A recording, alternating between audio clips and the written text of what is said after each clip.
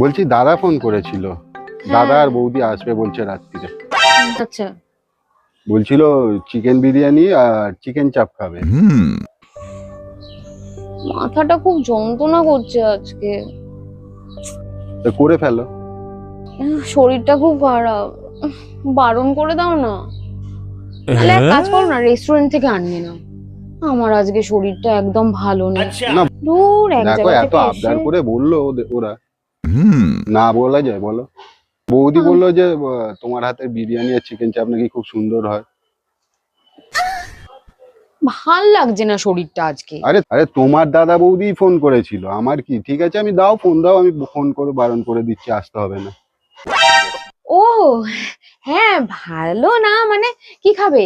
বিরিয়ানি করি, তার সাথে চিকেন চাপ, না মাটন, হ্যাঁ বিরিয়ানি মাটন কষা ভালোই লাগবে, সঙ্গে স্যালাড। বিরিয়ানি মাটন কষা সঙ্গে স্যালাড। আচ্ছা, ছাদে যদি বারবিকিউটাও করা হয় কেমন হয়?